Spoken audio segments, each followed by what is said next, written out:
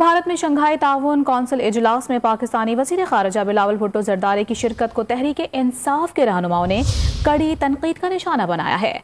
जुमेरात को ट्विटर पैगाम में तहरीक इंसाफ के रहनुमा फवाद चौधरी ने कहा कि बिलावल भुट्टो वीडियो लिंक पर इजलास में शिरकत कर सकते थे, लेकिन मोदी की मोहब्बत में इन हुक्मरानों के लिए कश्मीरियों पर मज़ालिम और मुसलमानों और अक़लियतों के साथ जुल्म की कोई अहमियत नहीं है।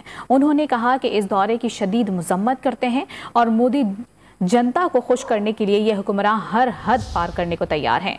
शीरी मज़ारी ने अपने ट्वीट में कहा कि इम्पोर्टेड वज़ीर ख़ारिजा गोवा जाने के लिए बेताब थे कि ताकि बाजवा प्लान से अपनी वफादारी जाहिर कर सकें। बिलावल ने अफगानिस्तान से मुताल्लिक इजलास में इसलिए शिरकत नहीं की थी क्योंकि वहाँ कोई फ़ोटोशूट नहीं था। भारत की जानिब से दो तरफ़ा मुलाकात तय करने से इनकार करने के बावजूद भी बिलावल भारत जाने के लिए बज़िद थे।